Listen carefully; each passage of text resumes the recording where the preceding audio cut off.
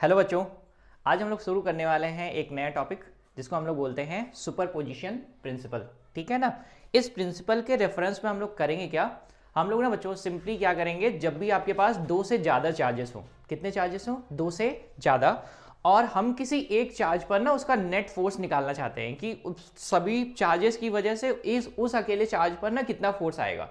ठीक, जैसे बच्चों हम लोगों ने प्रीवियस क्लास में वेक्टर एनालिसिस किया था ना, सेम उसी का ही एप्लीकेशन पार्ट है ये, उसी का ये एप्लीकेशन पार्ट है। आपके पास ढेर सारे चार्जेस हैं जिनका हम लोग नेट फोर्स निकालना चाहते हैं किसी भी एक चार्ज पर। ठीक है ना। और सर और क्या बात करेंगे, सर इसमें और क्या खास बात होगी, आपको ये बात हमेशा याद रखनी है कि किसी एक का फोर्स दूसरे से अफेक्ट नहीं होगा। ठीक है ना। ऐसा नहीं होगा कि एक दूसरे पर फोर्स लगा रहा है तो दूसरा वाला उसको अफेक्ट करने वाला है। इस चीज का बहुत ध्यान रखेंगे इस सुपरपोजिशन प्रिंसिपल में, जहां पर हम लोग क्या करेंगे, सिर्फ और सिर्फ vector sum of all the forces. कहां पर, उस चार्ज पर या उस पॉइंट पर जहां पर आपको सभी का नेट निकालना रहेगा। ठीक, तो सबसे पहले मैं आपको लिखवाता हूं कि सुपरपोजिशन प्रिंसिपल है क्या। तो हम लोग क्या कैलकुलेट करेंगे, net force on any charge. तो ऐसे लिखेंगे जरा, that is according to this principle, according to this principle, इस प्रिंसिपल के अकॉर्डिंग, ठीक है ना, दैट इज द टोटल जिसको हम लोग बोलेंगे net force on any charge. कहां पर बच्चों, किसी चार्ज पर, किसकी वजह से, by the number of charges, ढेर सारे चार्जेस की वजह से, by the number of charges.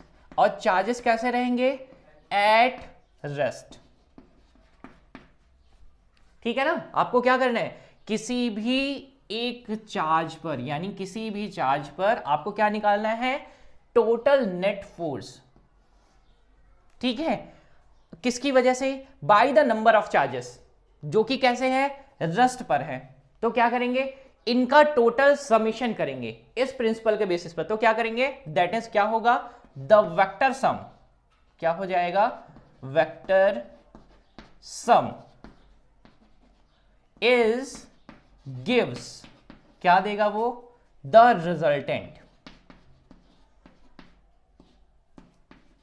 Resultant force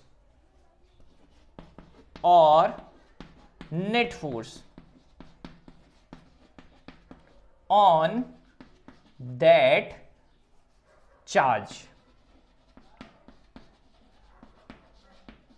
उनका क्या करना है हमको, सभी का, देखो जरा ध्यान से समझो, जितने भी चार्जेस रहेंगे सभी की वजह से आने वाले फोर्सेस का क्या करेंगे, वेक्टर सम कर देंगे। वेक्टर सम आपको क्या देगा, आपको देने वाला है रिजल्टेंट फोर्स या फिर नेट फोर्स, कहां पर, उस चार्ज पर।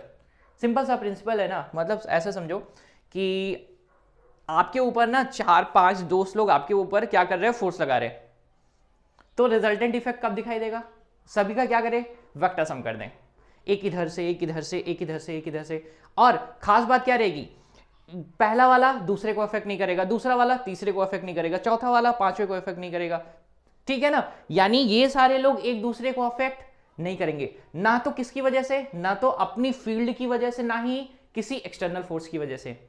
याद रखेंगे इस बात को। तो ये और क्या करेंगे, जो भी आपके पास, तो आप ऐसा क्या बोलेंगे, द फोर्सेस कैसे रहेंगे, आर डिपेंडेंट या फिर और अनअफेक्टेड बाई ईच अदर। मैंने 3 स्टेटमेंट लिखा है बच्चों, मैं फिर से रिपीट करता हूं, रिकॉल कराता हूं आपको, ध्यान से समझेंगे। पहला स्टेटमेंट कि आपको किसी भी रेस्ट चार्ज पर, जिस भी चार्ज पर आपको फोर्स निकालना है, नेट फोर्स निकालना है, और कैसे चार्ज है वो भी सारे के सारे रेस्ट पर है। तो आप सिंपली क्या करो, जितने भी फोर्सेस है ना सभी का वेक्टर सम कर दो, तो आपको क्या मिल जाएगा, उसका नेट फोर्स मिल जाएगा। और अगर हम बात करें कि जो भी आपके पास इंडिविजुअल फोर्सेस हैं तो ऐसे लिख सकते हैं द फोर्सेस या फिर द इंडिविजुअल फोर्सेस, इंडिविजुअल, यहां पर क्या लिखेंगे, the individual forces are independent और अनअफेक्टेड बाई ईच अदर। ये जो इंडिविजुअल फोर्स लग रहे हैं ना एक पर, वो एक दूसरे से अफेक्टेड नहीं होंगे। बस सिंपल सा लॉजिक था, मैंने आपको समझाया कि ये आपके पास प्रिंसिपल है। ठीक, अब इसको समराइज कैसे करें या फिर आपको फॉर्मुलेट कैसे करें, तो सिंपल सा एक्सप्लेनेशन रहेगा, आप बहुत ध्यान से समझते चलेंगे। मैं आपको वेक्टरली रिप्रेजेंट भी करते हुए बताता चलूंगा। तो क्या करेंगे, सिंपली इनका एक्सप्लेनेशन मैं आपको प्रोवाइड करता हूं, ठीक है ना। चलो देखते हैं। तो मैं इसको रब करता हूं और आपको एक्सप्लेनेशन प्रोवाइड करता हूं विथ वेक्टर्स। तो सपोज करो हमारे पास कुछ चार्जेस है ना, कुछ चार्जेस हैं और वो कहां पर लोकेटेड है, आपके रेक्टेंगुलर कोऑर्डिनेट सिस्टम में लोकेटेड है। कहां पर लोकेटेड है बच्चों, रेक्टेंगुलर कोऑर्डिनेट सिस्टम में। तो मैं ऐसा लिख लेता हूं कि आपके पास चार्जेस हैं, कितने चार्जेस हैं मैं लिख देता हूं, देखो जरा, late charges Q1 Q2 Q3 कहां तक, Qn तक। ये सारे n नंबर ऑफ चार्जेस कहां पर हैं, ये चार्जेस हैं जो कि क्या कर रहे हैं ना, किसी एक चार्ज पर फोर्स लगा रहे हैं। तो मैं ऐसा बोल रहा हूं कि let charges Q1 Q2 Q3 Qn are placed in rectangular coordinates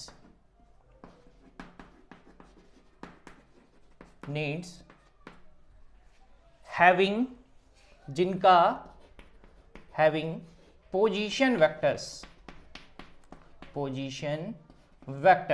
कौन कौन से पोजीशन वेक्टर है बच्चों, मैं लिख देता हूं। Q1 कितनी डिस्टेंस पर है, R1 पर है, ठीक। Q2 कितना पर है, R2 पर है।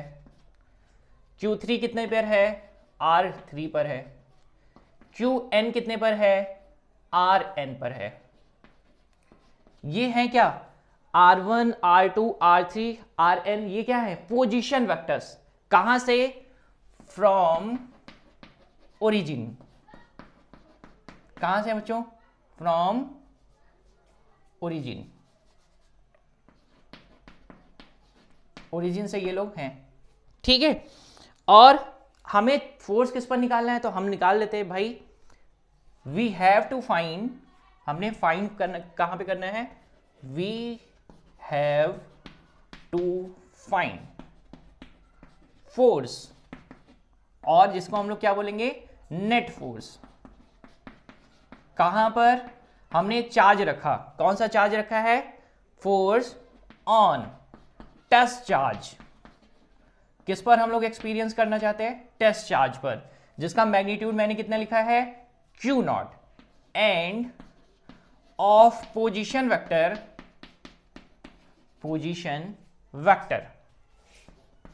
कितना पोजीशन वेक्टर है बच्चों, बोलो बोलो बोलो, हैविंग कितना है, R0।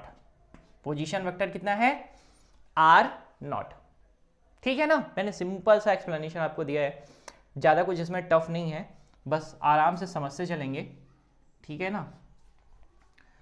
क्या निकालना है हमको, फोर्स निकालना है, कहां पर, Q0 पर।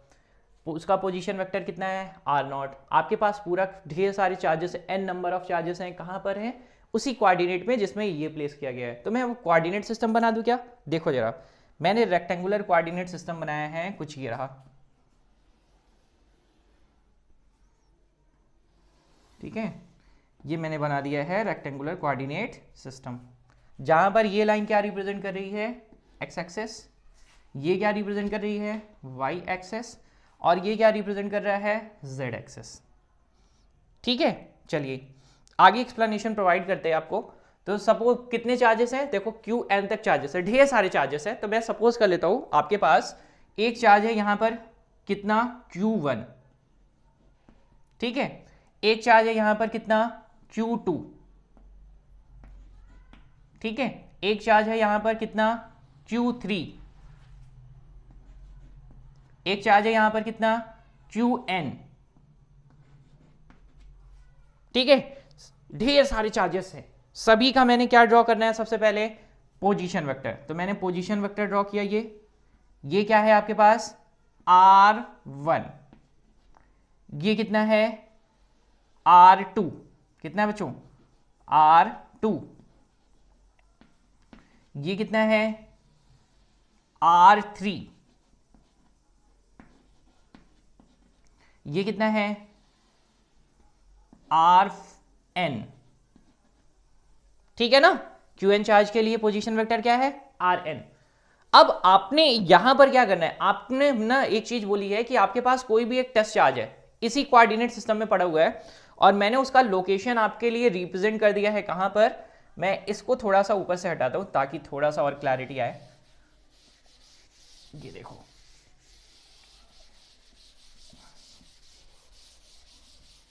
ठीक है, तो मैं इसको और थोड़ा सा ऊंचा कर देता हूं, ये रही वो एक्सेस, ठीक है। आपके पास वो चार्ज कहां पर पड़ा है, सपोज करो कि यहां पर पड़ा है, और ये है कितना, Q0, ठीक है। तो हम क्या ड्रॉ करते हैं, सर इनका भी पोजीशन वेक्टर ड्रॉ कर दीजिए। तो मैंने इनका पोजीशन वेक्टर ड्रॉ किया, देखो इनका पोजीशन वेक्टर है ये रहा, और ये कितना रहेगा, ये हमने बता रखा है कितना, R0। किसी को कोई दिक्कत तो नहीं है, पक्का। सर करना क्या है वो बता दीजिए आप मुझे। तो अगर मेरे पास ढेर सारे चार्जेस हैं तो क्या करें, सर इनकी वजह से फोर्स, इनकी वजह से फोर्स, इनकी वजह से फोर्स, इनकी वजह से फोर्स। सपोज करो Q1 की वजह से इसके ऊपर फोर्स आ रहा है कितना, देखो मैं इसको ऐसे रिप्रेजेंट कर रहा हूं, ये है Q2, तो मैं ऐसे रिप्रेजेंट कर रहा हूं, ये इस पर फोर्स आ रहा है कितना, ये आ रहा है आपके पास Q1, ये आ रहा है F1।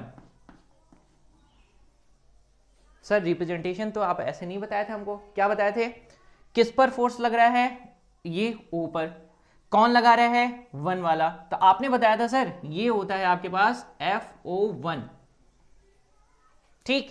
Q2 भी तो लगाएगा, अब Q2 की वजह से फोर्स कितना, सर वो ऐसे आने वाला है कुछ, ये रहा, और ये कितना है भाई, FO2, ठीक। सर 3 वाले की वजह से आने वाला है, तो 3 वाले की वजह से आएगा कितना, ये आ जाएगा आपके पास FO3 या F03। और अगर n वाले की वजह से बात करें तो सर n वाले की वजह से आ जाएगा कितना, आ जाएगा सर n वाले की वजह से आ जाएगा आपके पास, दैट इज कितना, FO और कितना, बोलो बोलो बोलो, n। तो इनका क्या करेंगे, सभी का वेक्टर सम, सभी का वेक्टर सम मतलब सर क्या, आपको सिंपली अगर इस पर फोर्स निकालना है तो इसको मैं इन सभी का वेक्टर सम कैसे लिखूंगा, लिखूंगा सर, लिखूंगा FO बराबर क्या आ जाएगा आपके पास, FO1 plus FO2 plus FO3, कहां तक, FON तक। इसी को बच्चों बोलते हैं सुपरपोजिशन प्रिंसिपल। बोलो आया कि नहीं है आप लोगों को, एकदम आसान तरीके से आया ना। सभी का क्या करेंगे, सभी का वेक्टर सम कर देंगे, बस और कुछ नहीं।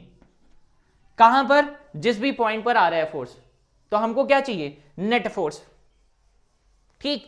अब मैं एक कैलकुलेशन करके आपको दिखाता हूं, जहां पर आपके पास कितने चार्जेस हो, 2 चार्ज, कैलकुलेशन करके दिखाता हूं कि जहां पर मैंने ना इस Qn के बजाय, ढेर सारे चार्जेस के बजाय, आप सपोज करो मेरे पास 2 चार्ज है और दोनों चार्ज ना किसी एक चार्ज पर फोर्स लगा रहे हैं, तो मैं उसका एनालिसिस करके यहां पे आपको दिखा रहा हूं कि कैसे मैं उसको पूरी तरीके से डिफाइन करूंगा with the respect to superposition principle, ठीक है। ये आपके पास मैंने क्या बताया आपको, दैट इज सुपरपोजिशन प्रिंसिपल। अगर ढेर सारे चार्जेस की वजह से किसी एक चार्ज पर फोर्स आएगा तो सिंपली क्या करेंगे, उनका फोर्स निकालेंगे और फोर्स को ऐड कैसे करेंगे, वेक्टरली ऐड कर देंगे, ठीक है ना।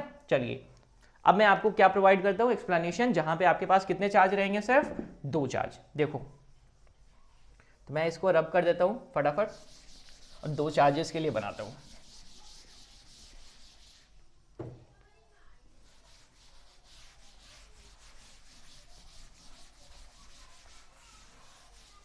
देखो सपोज करो आपके पास है ना कितने चार्ज, 2 चार्ज। ये आपका मैंने क्या बनाया है, rectangular coordinate system x y और z। आपके पास एक चार्ज है यहां पर जिसको मैंने बोला कितना q1, एक चार्ज है यहां पर जिसको मैंने बोला कितना q2, और ये टेस्ट चार्ज है जिस पर आपको क्या निकालना है, फोर्स निकालना है, जिसको मैंने क्या नाम दिया है Q0। ठीक है, अब क्या करेंगे, सबसे पहले इनका ड्रॉ करेंगे पोजीशन वेक्टर। तो पोजीशन वेक्टर मैंने ड्रॉ किया कितना R1, इसका भी क्या ड्रॉ करेंगे पोजीशन वेक्टर, कितना ड्रॉ किया R2। ठीक है ना सर, इस वाले का भी पोजीशन वेक्टर ड्रॉ कर दीजिए। इसका अगर पोजीशन वेक्टर ड्रॉ किया तो वो क्या है आपके पास RO। किसी को कोई दिक्कत तो नहीं है सर? पहले वाले के चार्ज की वजह से इस पर फोर्स निकालना है, तो आपने बताया था सिंपली लाइन को ज्वाइन करो, जो भी लाइन होगा उसी के अलोंग क्या लगेगा, फोर्स। तो आपके पास फोर्स कितना आ गया सर, बताओ जरा। F किस पर लग रहा है, O पर। लगा कौन रहा है, 1 वाला, तो क्या हो गया, ठीक सर। इन दोनों को भी क्या करें, ज्वाइन कर दीजिए। जो भी ज्वाइन करने के बाद जो भी लाइन आने वाली है उसी के अलोंग क्या लगेगा, फोर्स लगने वाला है। तो ये आपके पास क्या आ गया, फोर्स। ठीक है, और कितना आपके पास आ रहा है, बताओ क्या आएगा, F किस पर लग रहा है, ऊपर। कौन लगा रहा है, 2 वाला। ठीक है ना। अब क्या निकाल सकते हैं, इनका रिजल्टेंट निकालना साहब। दोनों वेक्टर का क्या निकालना है, रिजल्टेंट। तो रिजल्टेंट के लिए पता क्या होना चाहिए, दोनों के बीच का थीटा। क्या पता होना चाहिए, दोनों के बीच का थीटा। एक बात का ध्यान रखेंगे, ये दोनों के दोनों परपेंडिकुलर नहीं है, तो ऐसा नहीं समझेंगे कि मैंने परपेंडिकुलर बना दिया है ना। ठीक है, चलो, अगर परपेंडिकुलर होता तो कुछ ऐसा होता। ठीक, चलिए, तो आपके पास ये 2 वेक्टर्स हैं, अब इनको क्या निकालेंगे, रिजल्टेंट निकालेंगे। सिंपली जो आपके पास रिजल्टेंट वाली टेक्निक थी ना, कैसी वाली टेक्निक थी बताइए मुझे। आपके पास रिजल्टेंट की टेक्निक थी सर, 2 वेक्टर का सम करते थे, पैरेललोग्राम लॉ ऑफ वेक्टर लगा देते थे और निकल जाता था मेरे पास। यहां पर आप क्या लगा सकते हैं, अगर आपके पास सिर्फ और सिर्फ 2 चार्जेस रहेंगे तो पैरेललोग्राम लॉ ऑफ वेक्टर लगा सकते हैं आप आराम से। नहीं तो क्या लगाएंगे सर, पॉलीगन वेक्टर लॉ लगाएंगे। मतलब आपका जो भी क्लोजिंग साइड होगा वो क्या प्रोवाइड करेगा आपको, रिजल्टेंट। जितने भी वेक्टर्स हैं सभी को टेल टिप मेथड से यूज करिए। यानी सपोज करो कि आपके पास ये एक वेक्टर है, ठीक है, तो क्या करेंगे, दूसरे वेक्टर का क्या करेंगे, टेल यहां पर करने वाले हैं और हेड यहां पर। आपके पास वेक्टर जोड़ने की टेक्निक यही होने वाली है। सर दूसरा रहेगा तो क्या करेंगे, फिर से उसको जोड़ देंगे, लेकिन उसका भी डायरेक्शन कैसे होने वाली है, इधर की तरफ होने वाली है। सपोज करो अगर आपके पास ये रहा तो इसको कर देने वाले, और कितने हो गए, F1 सपोज करो ना, 2 कितने हो गए, 3 कितने हो गए, 4। इनका रिजल्टेंट कैसे मिलेगा सर, लाइन को ज्वाइन कर दीजिए और इनका डायरेक्शन गिरा। ये क्या प्रोवाइड करेगा, इसका net force, polygon law of vector addition. ठीक है, तो आप दोनों मेथड यूज कर सकते हैं। मैं आपको 2 फोर्सेस के लिए सिखा रहा हूं, ध्यान से समझते चलेंगे बस, और कुछ नहीं करेंगे। ठीक, तो अगर आपके पास मैं निकालूं FOO1 निकालूं और FO2 निकालूं, फिर क्या करेंगे, दोनों का रिजल्टेंट निकाल दिया जाएगा। ठीक है ना, चलो देखो, तो मैं क्या करता हूं, सबसे पहले निकालता हूं कूलम्स लॉ से, using Coulomb's law. Coulomb's law को यूज कर लिया जाए। सर क्या निकालेंगे, FO1। ठीक है, अगर मैग्नीट्यूड वाइज बात की जाए तो देखो जरा क्या लिखते थे हम लोग, पूरा मैं लिख रहा हूं, K that is electrostatic force constant की जगह पर आप लिखते हैं क्या, 1/4 पाई एप्सिलॉन नॉट। क्या लिखेंगे, पहला वाला चार्ज कौन सा है सर, Q1। ठीक है सर, लग किस पर रहा है, QO पर या Q0 पर। अपॉन कितना कर दें, अपॉन कितना करेंगे, अपॉन बोलिए जरा क्या करेंगे, दोनों के बीच का पोजीशन वेक्टर, यानी दोनों के बीच का डिस्प्लेसमेंट। और मैंने आपको सिखाया है, क्या सिखाया है, किसकी तरफ जा रहे, O की तरफ। कहां से जा रहे, 1 से जा रहे। तो आपके पास आएगा क्या, कौन सा वेक्टर, आपके पास आएगा RO1। मैंने आपको लास्ट लेक्चर में बहुत अच्छे तरीके से समझाने की कोशिश की थी कि वेक्टर रिप्रेजेंटेशन बहुत ध्यान से देखिएगा। तो आपके पास क्या आता था सर, आपके पास आता था RO1 और ये रहा R1 और ये आपके पास क्या रहेगा RO। ठीक है ना, सिंपल सा रिप्रेजेंटेशन है, बहुत ज्यादा गड़बड़ी नहीं करेंगे सर, जोड़ कर देख सकते हैं आपको फिर से वही मिलेगा। यानी अगर आप RO1 की बात करें ना सर, तो ये है क्या RO1 बराबर क्या हो जाएगा, दैट इज RO माइनस कितना R1। ठीक है ना, गड़बड़ तो नहीं करेंगे। अगर मैं इनका डायरेक्शन निकालूं तो डायरेक्शन कैसे लिखते हैं आप लोग, तो आप लोग कैसे लिखते हैं डायरेक्शन, अगर मैं लिखूं RO1 का डायरेक्शन तो बराबर क्या लिखेंगे, इनका वेक्टर लिखेंगे अपॉन क्या लिखेंगे, इनका मैग्नीट्यूड। तो मैं लिख सकता हूं RO माइनस R1 अपॉन कितना RO माइनस R1 का क्या लिखेंगे magnitude. Direction vector upon magnitude. ठीक है, तो सेम ट्रिक है आपके पास। अगर मैं इसके लिए लिखूं Q2 के लिए लिखूं तो ये आपके पास क्या आएगा, ये बीच का डिस्प्लेसमेंट। तो आपको मैंने कहां बताया कहां तक जाना है, O तक। कहां से चले थे, 2 से चलेंगे। तो क्या लिखेंगे RO2 वेक्टर बराबर क्या, बोलो बोलो बोलो, क्या करेंगे, आपके पास आ जाएगा RO माइनस कितना R2। अरे भाई आया कि नहीं आया, आया ना, ये R2 है, RO2 है। ठीक है, अगर मैं इनका लिखूं डायरेक्शन वाइज लिखूं, सिर्फ और मुझे डायरेक्शन चाहिए कि डायरेक्शन किधर की तरफ है, तो डायरेक्शन आप कैसे निकालेंगे, RO2 का क्या डायरेक्शन बराबर कितना लिखेंगे, इनका वेक्टर, वेक्टर लिखेंगे ना, अपॉन क्या करेंगे, इनका मैग्नीट्यूड। ये कितने को आया भाई, आसान तरीके से। वेक्टर नहीं आएगा तो प्लीज प्लीज प्लीज एक दो बार रिकॉल करिएगा। ठीक है ना, एकदम आसान तरीके से, बहुत ज़्यादा टफ नहीं है। आप इसको बहुत ज़्यादा वो मत बनाइएगा कि बहुत ज़्यादा टफ दिख रहा है। मैं आपको बार बार बोलता हूँ कि वेक्टर सिर्फ समझने का फेर होता है आपके पास, कितना आसान तरीके से आप समझ लें। और मेरी कोशिश है कि मैं अपना जो भी साइन कन्वेंशन यूज़ करूँ या जो भी रिप्रेजेंटेशन यूज़ करूँ वो आपके लिए हेल्पफुल हो, आप आसानी से बना पाएँ। ठीक है ना, क्योंकि मैं बहुत सारी बुक्स में मैं एनालिसिस करता रहता हूँ कि रिप्रेजेंटेशन आपको बहुत जगह अलग अलग मिलेंगे। तो आप क्या करेंगे कि उन बहुत ज़्यादा बुक पढ़ने से बचेंगे कि भाई इस बुक में इसका रिप्रेजेंटेशन ऐसा है, इस बुक में इसका रिप्रेजेंटेशन ऐसा है। तो आप एक बुक को फॉलो करिए और उसी पर कॉन्सेप्ट अपने बनाया करिए।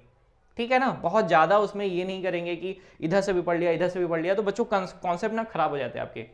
तो आपको लगता है कि वेक्टर तो आ ही नहीं रहा कुछ, तो उससे बिल्कुल बचेंगे आप लोग। ठीक है, मैंने एक रिप्रेजेंटेशन आपको सिखाया है कि अगर आपको पोजीशन वेक्टर चाहिए तो आप सपोज करो कि आपको जाना कहां पर है, बस अगर आप इस पर जा रहे हो, कहां से चले थे, यहां से चले थे, तो मेरा रिप्रेजेंटेशन क्या था, देखो जरा कि कहां तक जा, किस पर जा रहे हैं, ऊपर जा रहे, कहां से चले, फिर कहां पर आ रहे, ऊपर आ रहे, कहां से चले, ये देखो आसान है ना सर। फोर्स निकालना है, फोर्स निकालने के लिए किस पर निकालना है, इस पर निकालना है। कहां से निकाल, किसकी वजह से निकालना है, इसकी वजह से निकालना है। ये देखो कहां पर निकालना है, ऊपर निकालना है। किसकी वजह से निकालना है, 2 की वजह से निकालना है। ये देखो एकदम आसान रिप्रेजेंटेशन, बहुत ज्यादा क्लमजी नहीं करेंगे। चलो, मैंने कूलम्स लॉ यूज करना था, आपके पास दोनों के बीच का सेपरेशन, दोनों के बीच का सेपरेशन कितना लिखेंगे, आप लिख सकते हैं दैट इज RO1 का क्या कर देंगे स्क्वायर, मैग्नीट्यूड स्क्वायर। ठीक है, ये तो आपके पास क्या था उसका मैग्नीट्यूड। डायरेक्शन अगर मैं इंक्लूड कर दूं इसमें, तो डायरेक्शन अगर मैं इंक्लूड कर दूं तो क्या हो जाएगा, आपके पास हो जाएगा FO1 इक्वल टू कितना, इक्वल टू हो जाएगा 1/4 पाई एप्सिलॉन नॉट।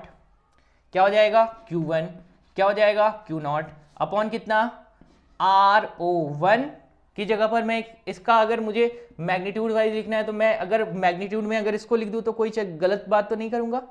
ठीक है, आप इसको भी लिख सकते हो, तो मैं इसी को रहने देता हूं। अभी इसका क्या करना है मुझे स्क्वायर, डायरेक्शन की जगह पर मुझे क्या रखना है सर, इसी की डायरेक्शन, यानी लिखेंगे R01 या O1 का क्या करेंगे डायरेक्शन। ठीक है, अगर मैं इनको वेक्टर फॉर्म में लिखूं और इनका इसको भी वेक्टर बना दे तो क्या लिखूंगा, लिखूंगा FO1 का वेक्टर, ये वेक्टर ही है। ठीक है, equal to 1/4 pi epsilon naught. और क्या करेंगे सर, रहेगा Q1 Q2 अपॉन कितना, इसकी जगह पर मैं क्या रख दूं, देखो जरा इसकी जगह पर अगर ये रख दूं और O1 इसकी जगह पर मैग्नीट्यूड में RO1 का अगर मुझे मैग्नीट्यूड रखना है तो अगर मैं ये रख दूं that is RO minus RI या R1, RO माइनस R1, गड़बड़ तो नहीं करूंगा ना, मैग्नीट्यूड ही तो भाई, रिप्रेजेंटेशन याद रखा करिए, कोई गड़बड़ नहीं करेगा। ठीक, तो मैं क्या कर सकता हूं इनका, देखो जरा RO vector minus R1 vector का क्या कर देंगे स्क्वायर, और यहां पर क्या रखना है मुझे, ये रखना है, तो आपके पास आ जाएगा RO vector minus RI vector upon कितना, इसका मैग्नीट्यूड। ठीक है, तो इसका क्या हो जाएगा, ये और ये मिलकर क्या हो जाएंगे क्यूब में, तो मैं डायरेक्टली क्या करूं, एक स्टेप और इसके बाद के स्टेप में क्या करेंगे, इनका क्यूब कर देंगे, तो आपके पास क्या आ जाएगा, मैं इसको हटा देता हूं, मैं समझाया ना, ये रखेंगे तो क्या हो जाएगा इसका क्यूब, तो इसको मैंने ऐसे हटाया, यहां पर क्या कर दिया क्यूब, ये हो गया आपके पास एक फोर्स।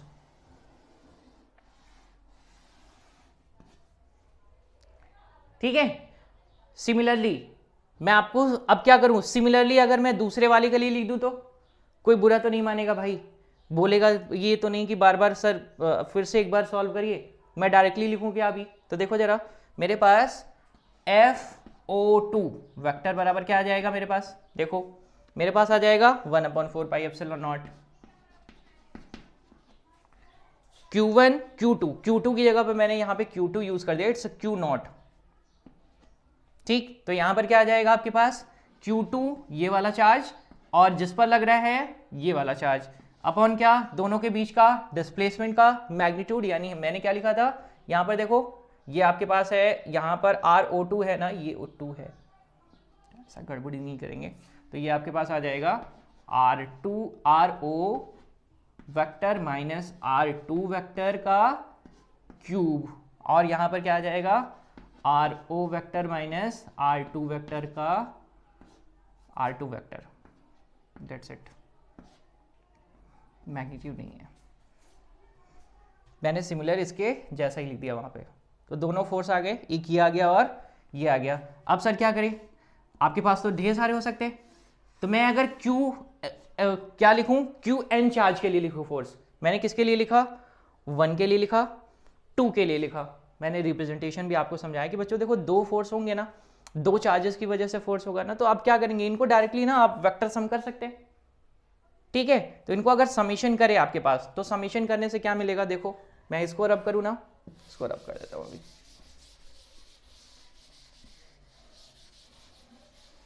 देखो, और बच्चों नहीं आएगा तो आप इसको रिपीट करेंगे 2 बार तब आएगा ना, ऐसा नहीं करेंगे नहीं आ रहा है तो छोड़ देंगे, आप बताएंगे भी और साथ साथ रिपीट भी करेंगे, 1 बार रिपीट करेंगे तो आ जाएगा। अभी मुझे क्या चाहिए, मुझे तो नेट फोर्स चाहिए, तो रिजल्टेंट मैं सपोज करो कि रिजल्टेंट मैंने ये बोला कि इसका रिजल्टेंट कितना है FO कितना हो जाएगा, FO इज व्हाट, FO आपके पास हो जाएगा दैट इज FO1 और क्या निकालेंगे प्लस FO2, ठीक है ना, दोनों का क्या हो गया vector sum, that's it, superposition principle है ये। ठीक है, और अगर आपके पास इन दोनों वेक्टर के बीच का अगर आपको एंगल पता है थीटा, तो आप क्या करेंगे, सिंपल सा ट्रिक है, आपके पास क्या रहेगा रिजल्टेंट, तो रिजल्टेंट निकालने के लिए लगाएंगे क्या parallelogram law of vector addition, तो क्या करेंगे रिजल्टेंट लिखेंगे कितना, देखो जरा FO1 का क्या कर देंगे स्क्वायर प्लस FO2 का क्या कर देंगे square plus 2 FO1 FO2 cos of theta, ठीक है ना, रिजल्टेंट निकालने के लिए वेक्टर सम करेंगे, रिजल्टेंट निकाल लेंगे, दैट्स इट। ठीक है ना, अब अगर आपके पास ढेर सारे चार्जेस हैं, सपोज करो कि मैं इसी को लॉ को एक्सटेंड कर रहा हूं आपके लिए, किसके लिए QN चार्ज के लिए, तो उसके लिए फॉर्मूला क्या लिखेंगे, बस एक बार देखिए, बस और कुछ नहीं करेंगे इसके आगे, मैं फॉर्मूला लिख रहा हूं दैट इज किसके लिए, क्यू किसके लिए, जब आपके पास ढेर सारे n चार्जेस हो जाएंगे तो क्या करेंगे। तो मैं लिख रहा हूं इधर,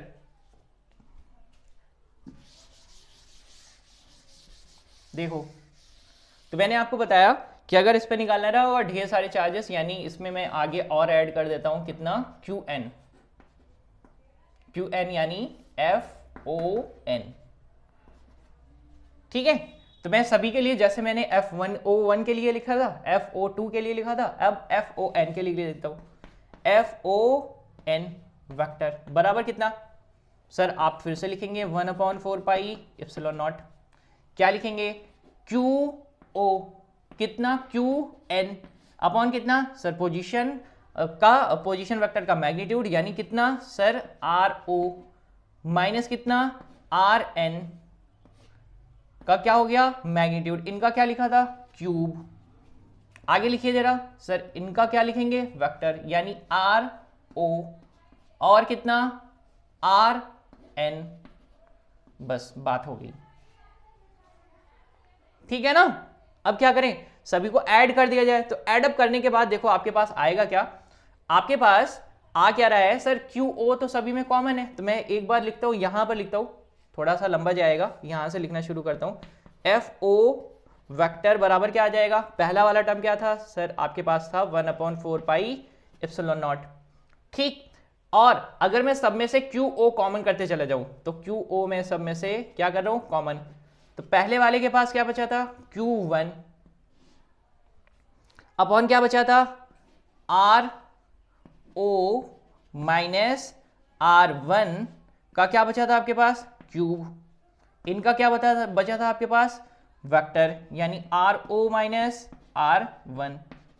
दूसरे वाले का देखो जरा, दूसरे वाले के लिए क्या बचा आपके पास Q2 और क्या बचा RO माइनस कितना R2 का क्या लिखना था आपको क्यूब, और क्या लिखना था RO माइनस कितना R2 का क्या लिखना था वेक्टर, ठीक। प्लस इसी तरीके से कहां तक n तक, तो n वाले के लिए क्या लिखेंगे आपके पास कितना Qn अपॉन कितना, अपॉन लिखेंगे RO माइनस कितना Rn का मैग्नीट्यूड का क्या करेंगे क्यूब, RO माइनस कितना Rn, ठीक। ये आपके पास क्या आ गया, पूरा का पूरा समीशन सभी वेक्टर्स का, ठीक है। हाँ बिल्कुल परेशान नहीं होंगे कि सर इतना बड़ा एक्सप्रेशन कैसे लिखेंगे, कैसे याद करेंगे, छोटा सा ही एक्सप्लेनेशन है, बस आपको देखने में थोड़ा बड़ा लग रहा है। हाँ क्या होता क्या है ना बच्चों की, हम लोग ना वेक्टर को बहुत ऐसा बोल देते हैं कि छोड़ देते हैं बहुत जल्दी जल्दी, लगता है कि बहुत ज़्यादा टफ है, बहुत ज़्यादा टफ है, ऐसा कुछ है नहीं, वेक्टर्स बहुत आसान है, बस समझिए और एक बार रिपीट करिए, और जो भी कॉन्सेप्ट आपको मिलते हैं, मैं फिर से बोलता हूँ बच्चों, आप उस कॉन्सेप्ट को सीखिए खुद से, खुद का जब आप तक नहीं करेंगे ना, खुद से जब नहीं करेंगे ना तब तक नहीं आएगा। कोई कितना भी आप ऐसा लगेगा कि आप ऐसा नहीं कहोगे कि मुझे बहुत ज़्यादा पढ़ा दिया गया तो मैं पढ़ जाऊँगा, ऐसा नहीं होगा, एक दिन में काम नहीं होने वाला। तो मैं बोलूँगा कि आप एक आध दो बार रिपीट करेंगे इसको, ठीक है। मैंने ये एक्सप्लेनेशन आपको प्रोवाइड किया है, आगे आप समीशन सिंबल लगा सकते हैं, समीशन फ्रॉम 1 से लेकर कहाँ तक n तक, तो मैं इसको अगर समीशन के फॉर्म में बोलूँगा तब भी आपके पास ये एक्सप्लेनेशन मैं आपको दे सकता हूँ, that is sum of all the forces, ठीक है। बाकी आप पढ़िएगा, समझिएगा, जो भी आपका डाउट रह जाता है तो आप मुझे बताते चलिएगा। अभी इस सीरीज़ में मैं आपको, अभी तो आज हम लोग का सुपर पोजिशन प्रिंसिपल हुआ है, मैं अभी इन प्रिंसिपल के बेसिस पर आपको 3, 4, 5 न्यूमेरिकल्स कराऊंगा, अभी एनसीईआरटी की जो भी एग्जाम्पल्स हैं उन पे भी डिस्कस करूंगा, ठीक है। बाकी अगर आपका कोई फर्दर डाउट रह जाता है तो बताइए बच्चों। Thank you.